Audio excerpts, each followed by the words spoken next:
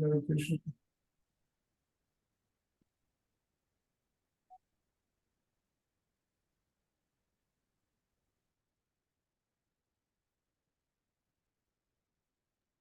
Hare Krishna, Devavrata Prabhu, thank you for joining.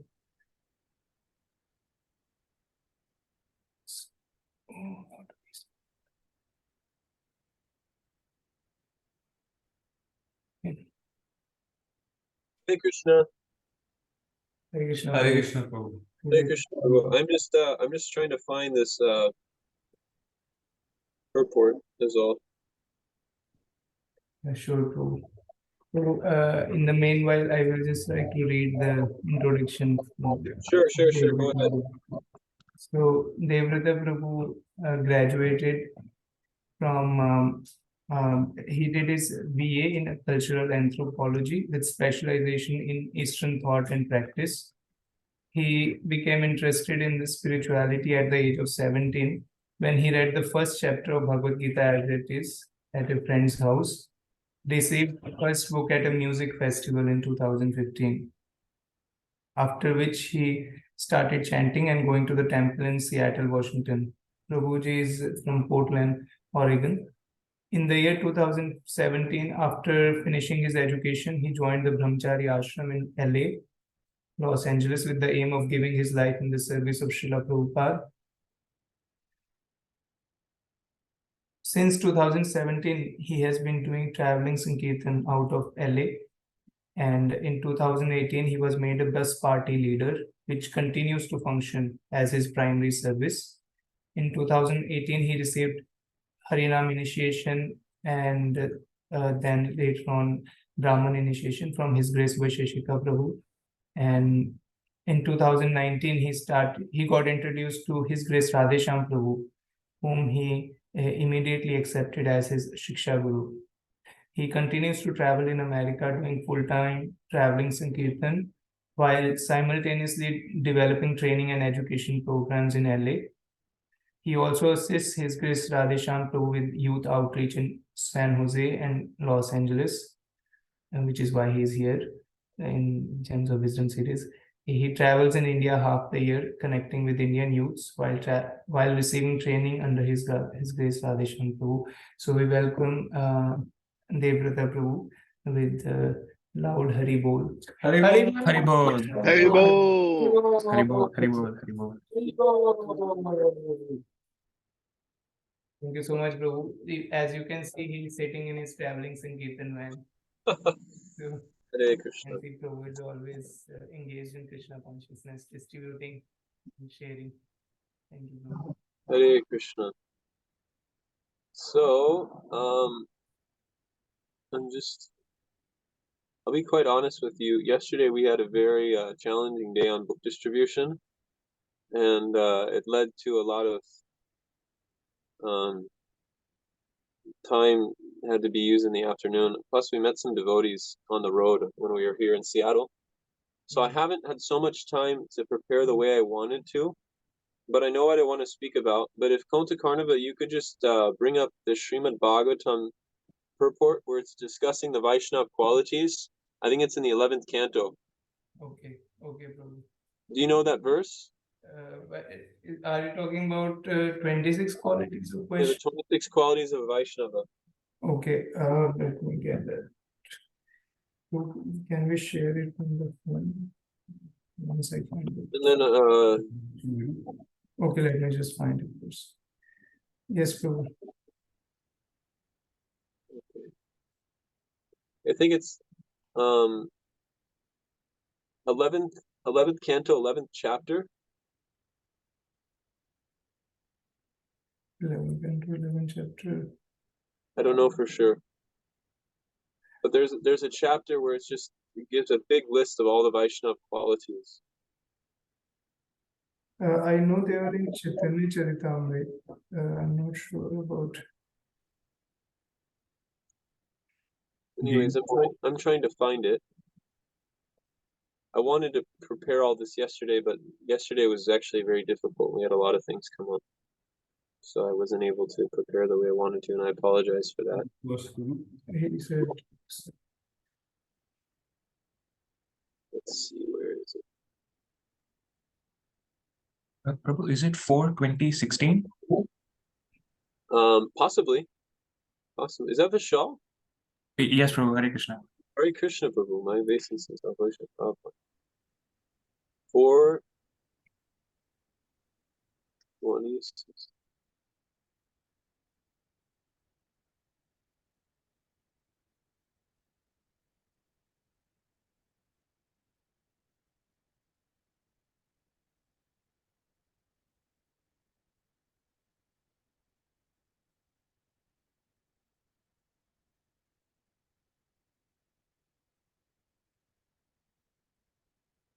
Anyways, there's a verse which is discussing all the Vaishnava qualities in the Srimad Bhagavatam. And once we have that up, we can. I know purport.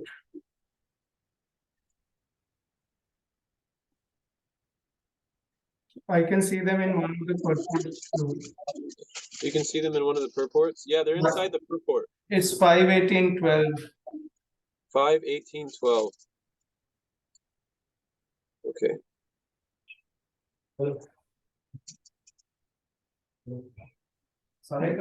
And the same as 4:20:16 as Prabhu mentioned. It has there also. What is it? 4:20:16 or 5:18:12. 4:20.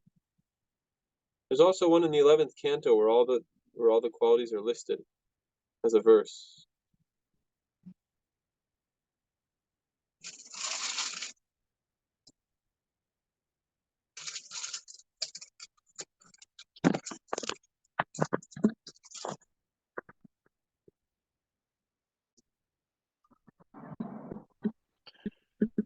It's 11:11:29 through 32. What is it? 11:11:29 through 32. Wow, who said that? This is Lokabandhu Ramadas Prabhu. Hare Krishna. Hare Krishna, thank you very much. You saved us. 11:11:23 through 22. 29, Prabhu. 29 through 32. Perfect. Yeah, Kripalu Akrita Do Dronas. This is exactly what I was looking for. Prabhu, your screen is upside down. Like, no, no, It's rotated. Yes. Thank you. Okay, Oma Gyana Timidandasya Gyananjana Shalakoya Chakshurun Minitam Yena Tasmai Shri Gurave Namaha. Shri Chaitanya Manobishtam Stapitam Yena Bhutale Swayam Rupa Kadamayam Dadati Svampadantam Anadana Srinam Danter Idam Yate Puna Punaha Shriman Rupa Parambojo Dudisham Jamadam Namashrestra Manuapi Sachiputram Atraswarupam Rupam Tasyagrajam Urupurim Matarim Gosvarachin Radha Kundam Girivaram Maho Radhika Madhavamsam Prapto Yasya Patita Kripaya Shri Gurun Tam Natosmi Hey Guru Gyanadari Navando Swadanandai Karunakai Kasindu Vrindavana Sinahita Avatar Proceed Radha Pranaya Hey Dinabandhu Karunakai Kasindu Guru Prasadi Mahimandu Mudhe Laksha Paradi Upapakante Parapadme Sumatista Krishna Jaya Shri Krishna Chaitanya Prabhu Nityananda Shri Advaita Gadadhar Sriva Sari Gaura Bhakta Hare Krishna Krishna Krishna Hare Hare Hare Rama Rama Rama Hare Hare. Today we'll be discussing the pastimes of Srila Raghunath Bhatta Goswami, Srila Gopāla Bhatta Goswami. There's a verse in the Chaitanya Charitamrita which glorifies Gopāla Bhatta Goswami as one of the branches of the Chaitanya tree. Now, when Krishnadas Kaviraj Goswami was compiling the Sri Chaitanya Charitamrita, he was seeking blessings from all the Vaishnavas around Vrindavan. He was going to Lokanath Swami, Lokanath Goswami, Bhugarba Goswami, Jiva Goswami, Raghunath Das Goswami. But so many Vaishnavas he was seeking the blessings of. And one of the Vaishnavas, one of the most prominent Vaishnavas in Vrindavan at that time was Srila Gopāla Bhatta Goswāmī. But Gopāla Bhatta Goswāmī made one request, that in your process of explaining the Chaitanya Charitamrita, don't mention my name. So Gopāla Bhatta Goswāmī's name appears once in the entire Chaitanya Charitamrita, and he's mentioned in passing as one of the branches of the Chaitanya tree.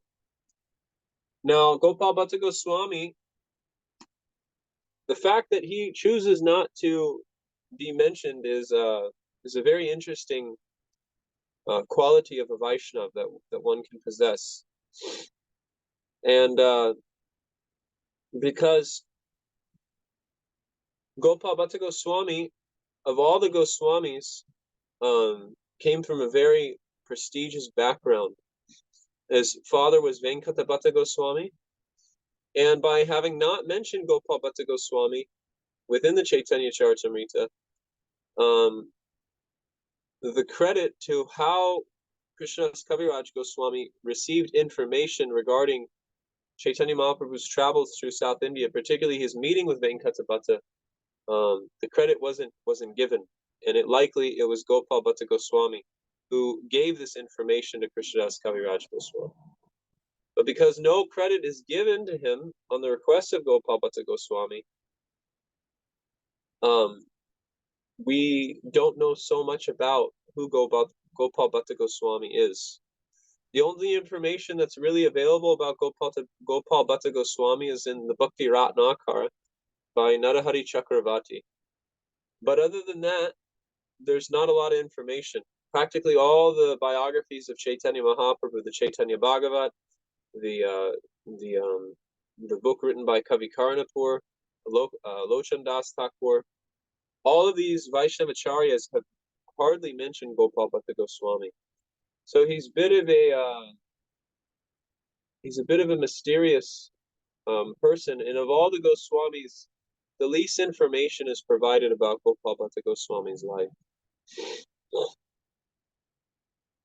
Now, like I was saying, Gopāla Bhatta Goswami came from a very prestigious Brahmana family in South India.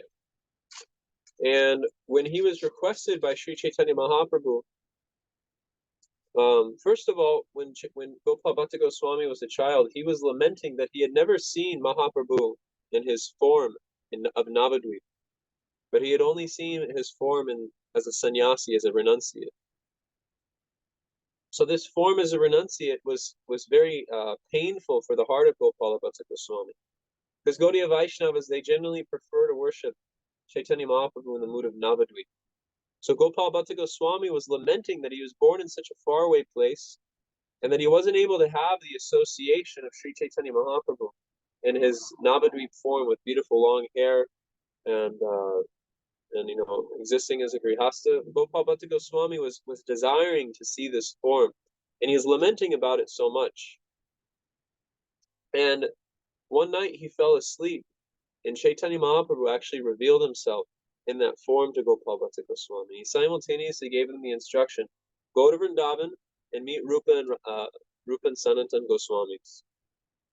So Narahari Chakravarti was a disciple of Srinivasa Acharya, and Srinivasa Acharya was a disciple of Gopāla Bhatta Goswami. What's very unique about the role that Gopāla Bhatta Goswami plays in Vrindavan is, one, he was extremely learned. He knew Nyaya, he knew Vedanta, he had a complete grasp of the Sanskrit language. So much so that he is credited by Jiva Goswami in the Tattva Sandarbha, and practically all the Sandarbhas. And he is credited by Sanatan Goswami for helping to compile these literatures. And Jiva Goswami says that a certain Bhatta has put together the information, and I'm simply organizing the information that has been provided by him. So Jiva Goswami, in his Sandarbhas, he was organizing the information that was compiled by Gopāla Bhatta Goswami.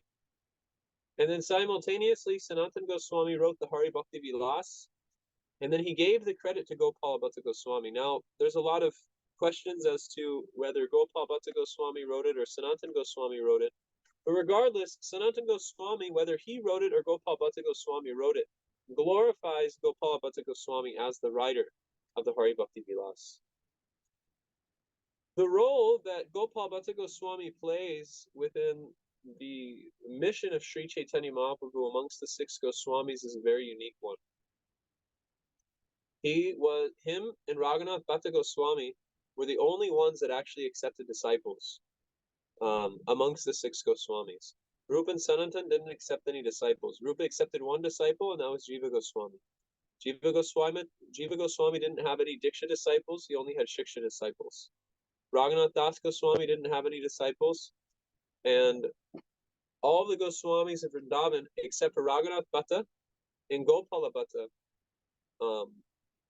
didn't have disciples.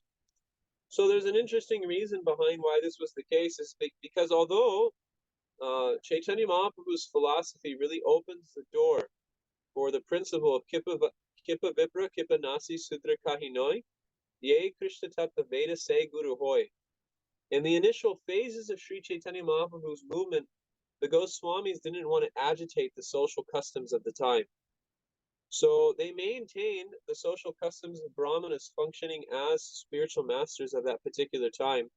So anyone that came to Vrindavan and sought shelter of Vrindavan would, if they were coming from the west, they were initiated by Gopāla Bhatta Goswami.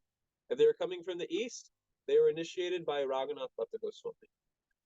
So these 2 particular Goswamis were functioning as the official gurus for practically all the Vaishnavas of Vrindavan at that time.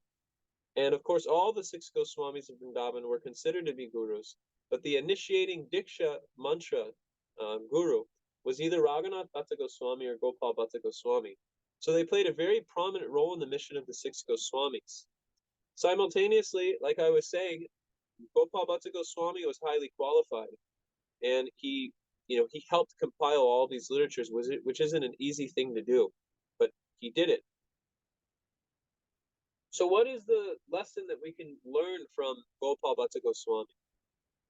What is the consciousness which we can cultivate within ourselves in relationship to the character of Gopāla Bhatta Goswami?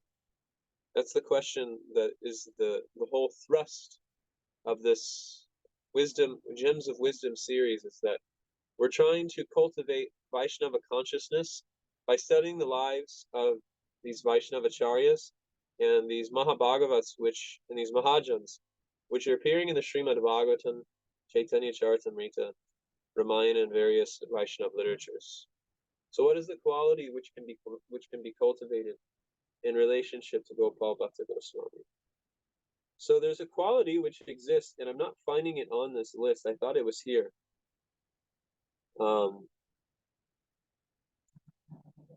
About remaining silent. There's a quality of a Vaishnava. I don't find. Can you all see it here? This quality of silence in this list of qualities.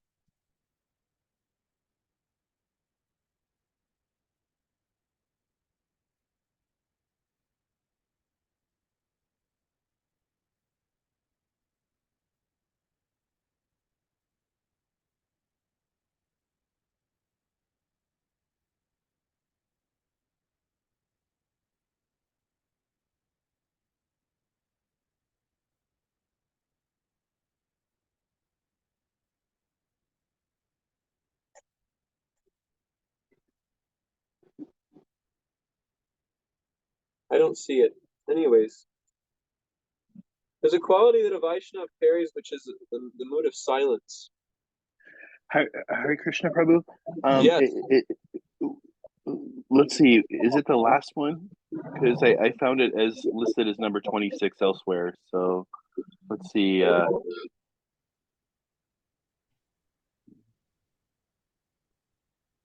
guess the number.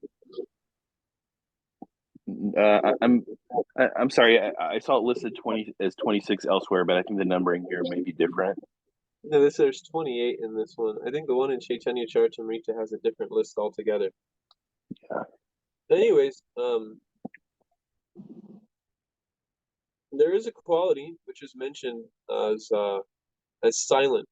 Maybe if Loka Bandhu Prabhu, if you would like to kind of research where that is, we may be able to pull up the purport. But regardless, I'll continue to speak and then we can find that purport and discuss it. So there's a quality that a Vaishnava carries which is silence, which means despite the fact that one may be highly qualified, one may be highly competent, a Vaishnava keeps a mood of being silent, which means that real renunciation doesn't mean to glorify oneself, but real renunciation means to cultivate an attitude in which one is constantly thinking of how to glorify the Lord. So a Vaishnava remains silent for the purpose of the glorification of Krishna. Rather than any attention being brought to them, they direct all the attention to Krishna. So a Vaishnava remains silent despite being highly qualified in the service of the Lord. So we see that Gopāla Bhatta Goswāmī, although highly qualified, although playing a very prominent role amongst the Vaishnavas of Vrindavan, he chose to have his name admitted from the Chaitanya Charitamrita. Now this is a particular mood of a Vaishnava which is highly worshipable, that despite the fact that there's so much to glorify about him, he chose to not be glorified. This is what real humility is that one functions in such a way in the world that they execute all of their duties with expertise and with devotion, but one isn't looking for praise for the activities in which they're doing. Rather, they see that everything that they're doing for the pleasure of the Lord, and any empowerment that they've received in order to do anything wonderful in the Lord's service is simply the mercy of the Vaishnavas and the spiritual master. So as for them, there's nothing to be glorified in this connection. He found the verse, it's Chaitanya Charitamrita, Madhya 22, 77 through 78. I'll just pull it up real quick. Moni, silent. 22, 77 to 28.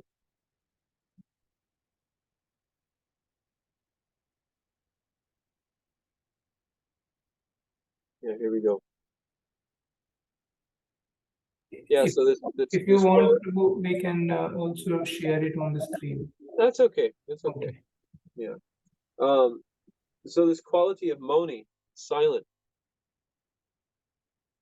So in the face of a being in an opportunity in which one can be glorified, a Vaishnava prefers to remain silent about the glory which they have. Now, the same quality appears in Madhavendra Puri.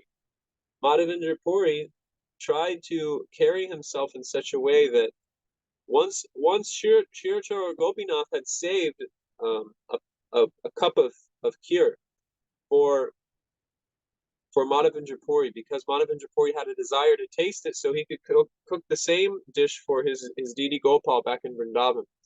But as soon as he desired this, he regretted it because he thought, oh, who am I, to engage in sense gratification? So he left, and he was fasting and just chanting in the night. And then the deity woke up the pujari and said, I've saved a pot of kheer for my dear devotee, Madhavendra Puri. Please bring this pot of kheer to Madhavendra Puri and give it to him. So he brought it, and it was in the night. So after he took it, he left immediately because he didn't want his glories to be spread. But the unique characteristic of a Vaishnava is, despite the fact they try to hide their glories, their Vaishnava qualities and their devotion is so powerful that Krishna glorifies them. So although the devotee tries to deflect the glorification that's being given to them for the purpose of glorifying Krishna, Krishna deflects the glorification which has been given to him, and he directs it towards the Vaishnava. This is the loving exchanges that takes place between the Lord and the Vaishnava, that they're constantly trying to glorify one another, and they're constantly trying to reciprocate with each other's service. There's a very high level of devotional consciousness to exist in, where one isn't expecting anything from the Lord, and the only thing that one wants to do is to continue go on serving and loving the Lord. And they're not interested in getting any credit for their service. So the lesson to be gained from the life of Gopāla Bhatta Goswāmī is, despite the fact that he was so qualified that he was instructed by Chaitanya Mahaprabhu to worship Shalagram.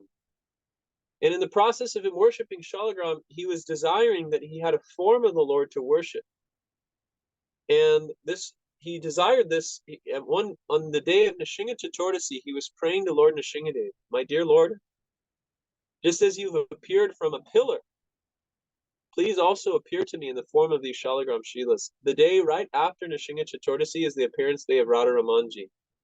So Radha Ramanji appeared to Gopāla Bhatta Goswāmī in this beautiful form of Tribhanga Murti, and he fulfilled the desire of Gopāla Bhatta Goswāmī. So such is the characteristic of a Vaishnava, so qualified that Krishna manifests himself in his own form within the Shalagram Shilas in order to satisfy the heart of that particular Vaishnava. Until this day, the worship of Radha Raman is so highly respected in Vrindavan. Srila Prabhupada even said that we can take lessons from the worship. And all of this is coming due to Gopāla Bhatta Goswāmī. And I recently learned that the fire which burns in the Radharaman temple for cooking for the Lord is the same fire that Gopāla Bhatta Goswāmī had brought from Sri Rangam 500 years ago. So we can't even begin to understand the unlimited ocean of qualities that a Vaishnava like Gopāla Bhatta Goswāmī has. But due to his humility, he keeps those qualities hidden from the world. But still, due to the grace of the Lord, those qualities are revealed to the world in order to glorify the Vaishnava. So what we learn from this particular pastime, what we learn from the life of Gopāla Bhatta Goswāmī is, although we may have competency, the consciousness should always be one of humility. That we don't feel ourselves to be competent, we don't feel ourselves to be qualified, but we're simply dependent on the mercy and blessings of the previous acharyas and the spiritual master. So those are a few thoughts. I wish I had more time to prepare for this class because I really wanted to put together a nice offering for Gopāla Bhatta Goswāmī, but just due to the nature of our service, sometimes things aren't always predictable. But I hope you all felt this discussion to be helpful and enlivening. So we can open it up for discussion. Cultural Anthropology has suggested that we have a good amount of time for discussion. What time are we supposed to go to, Cultural? Until 8, probably. We want to stop by 8. Until 8. So we have 10 minutes for discussion, or 15 minutes for discussion. Thank you so much. Go ahead, Prabhu. Hare Krishna Prabhu, thanks so much for the class. You know, this is the first that I've ever heard about Gopāla Bhatta Goswāmī. Thank you so much for the class, Prabhu. Hare Krishna. Hare Krishna. Hare Krishna, Prabhu. Thank you for giving us such a nice background about Gopāla Bhatta Goswāmī. I didn't know that he had helped Jiva Goswāmī as well in composing the literature, and also Sanatana Goswāmī, Hari Bhakti Vilas, is also composed by him. I like the quality of being silent, that a devotee always wants to bring the attention to Krishna, even though he's slightly qualified. So how can we practice this, Prabhu, in our day-to-day life? Do you have any realizations in terms of when we are doing our service? You know, I mean, not always we are Krishna. There's another dimension to this point of silence. And so in some instances, like in the case of Srila Prabhupada, he established himself as the founder Acharya of ISKCON. And that was used in order to preserve the legacy of ISKCON. So there's two dimensions of humility. There's the humility which is displayed by Gopāla Bhatta Goswāmī, and there's simultaneously humility of Srila Prabhupada, where he had to take a position of leadership. And he actually had to instruct his disciples how to worship him as a guru because they didn't know how to do it. So that's another dimension of humility, that sometimes one has to take a role in which they are glorified in order to benefit others. So this is also a type of service. But specifically dealing with Gopāla Bhatta Goswāmī's quality, one of the things that we can do is we can always try to remain in the background of all services. Despite the fact that we may be taking a lead position, we should only see ourselves as facilitators and not as proprietors. We should only try to see that we are servants of the Vaishnavas, and that in all circumstances, to the degree that we've cultivated a mood of service, to that degree we're protected in devotional service. To the degree that we've cultivated an attitude of enjoyment, to that degree we're in a very precarious circumstance in our devotional life. So we should always try to situate ourselves in a mood of service in all times and all places. So that service begins with chanting of the holy names, and then it progresses into service of the Vaishnavas, and then that evolves into making the facility of service available to the world through preaching activities like book distribution, Harinam Sankirtan, and all of these things. But if one simply tries to chant the holy name with sincerity and attention, then Krishna will give the intelligence from within the heart on how to navigate through the world in such a way that one remains humble, one remains expert, and simultaneously one is representing the Guru Parampara in an authentic way. But if one isn't chanting the holy names with attention, if one isn't chanting the holy names with feeling, then this quality won't develop. But if one is really making an effort to overcome namaparad, one's really making an effort to overcome namavas, then in due course of time, the holy name will reveal everything. Apanam sastatim goram yanama vivishogranam tato sadyo vimuchetat yad bhaveti swayam bayam. It's the fearless way for achieving all success in life, the chanting of the names of Krishna. And of all the practices of devotional service, the most important practice is Taramadye Sarva Shrestha Nama Sankirtan. Niraparata Nama Laila.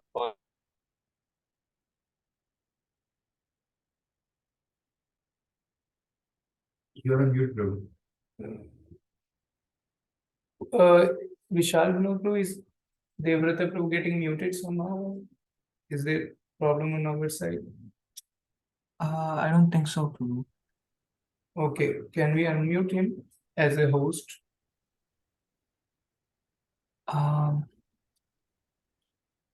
So I'm asked to unmute, but Prabhu is not.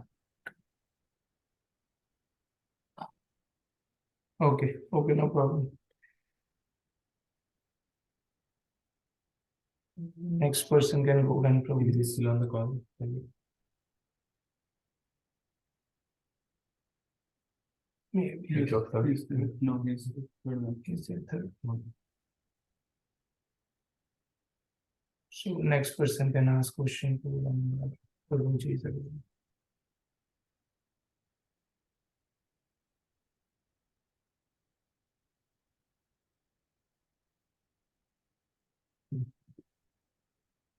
Hare Krishna, Krishna Krishna, Hare Hare, Krishna Hare Ram, Rama Ram, Hare Hare, Hare Krishna, Hare Krishna, Hare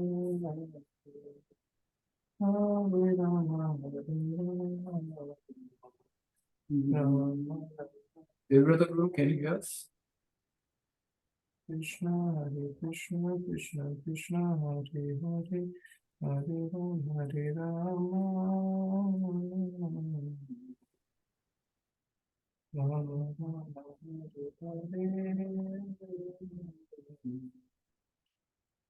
Hare Krishna, Hare Krishna, Krishna Krishna, Hare Hare, Hare Rama, Hare Rama. Hare Krishna. Hare Sorry about that. Krishna. Prabhu was calling me. I kind of needed to take the call. Okay, Prabhu. Yeah, thank you so much for the answer, Prabhu. Any other thoughts?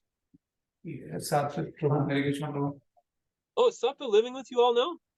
No. He's Okay. with Prem Nitai Prabhu. He comes for attending Bhagavatam every day. Oh, wonderful. Hare Krishna, Prabhu. So I have one technical question.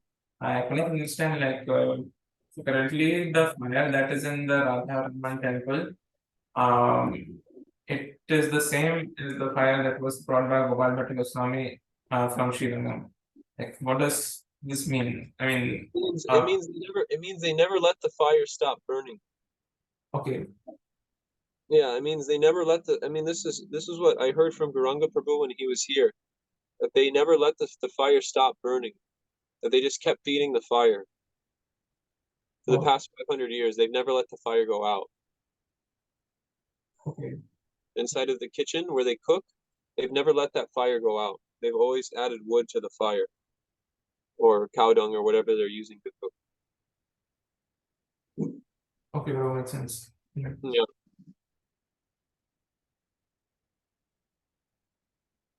And I think Nikunja what is it? Nikunja Nayaka.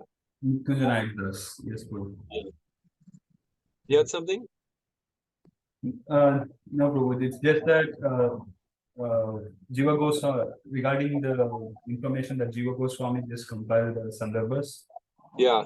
this part was unknown to me. Like, if anybody has written Shastras, like Shastric point of view, explaining the Krishna Siddhanta, I always thought it was Jiva Goswami, but then you gave a reason that it was Gopāla Bhatta Goswami who wrote, and Jiva Goswami compiled. And Yeah.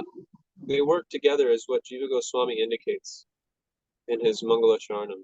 That how Gopāla Bhatta Goswami is involved is a bit unclear, but it's very clear based on practically the beginning of every Sandarbha, Jiva Goswami is offering obeisances to Gopāla Bhatta Goswami. Oh, okay. And that is the proof that to say that it was Gopāla Bhatta Goswami. Yeah, well, it's definitely clear that he helped. And so the way one would help in compiling a literature is that he gathered information.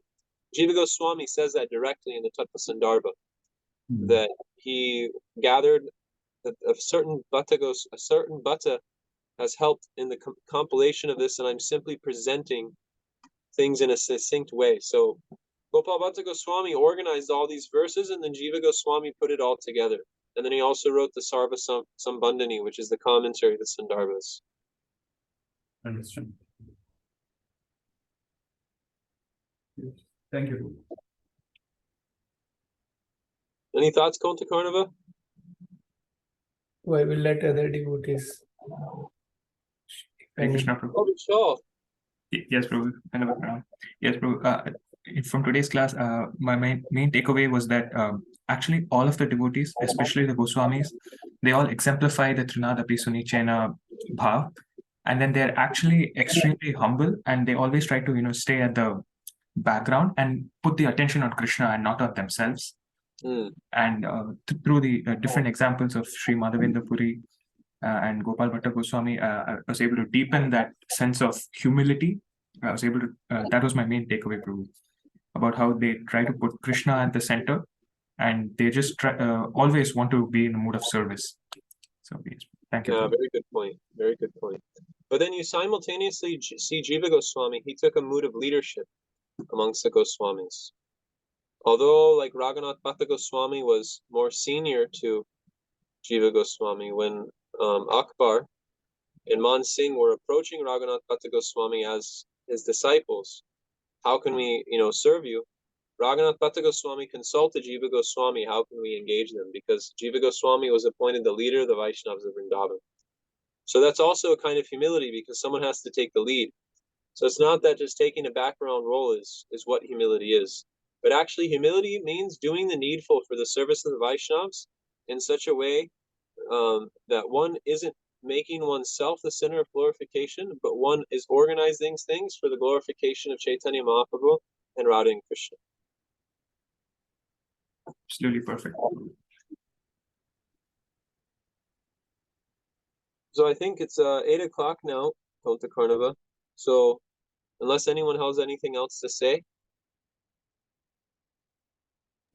Regarding the humility program, it actually reminded me of a devotee. Regarding what? Radhanath Maharaj.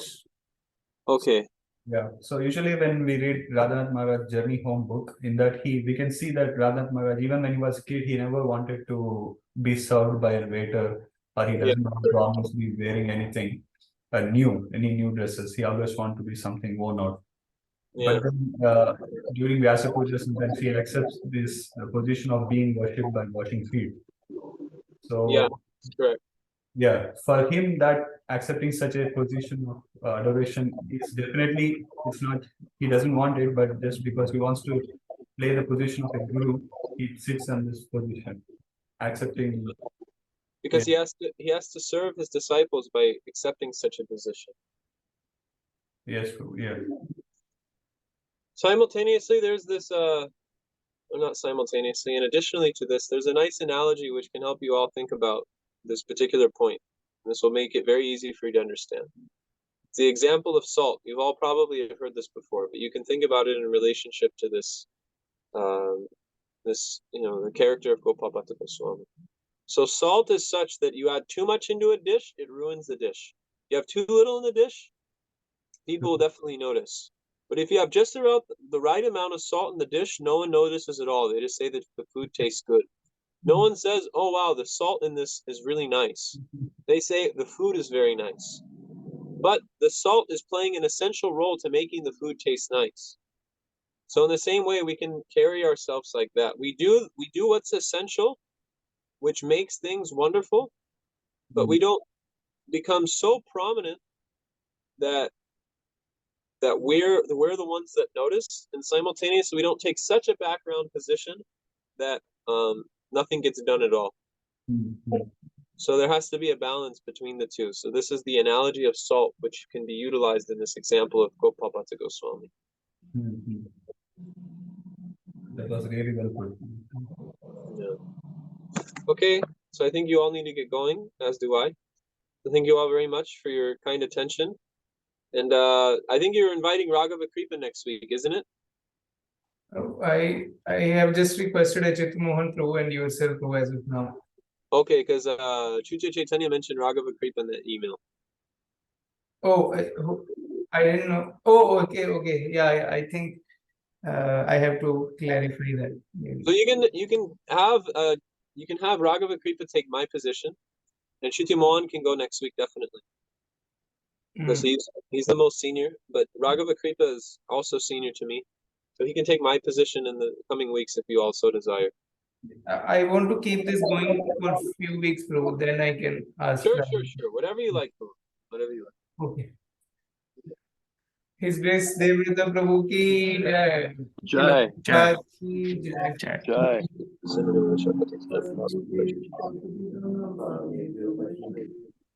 Hare Krishna. Thank you so much. Can stop the recording.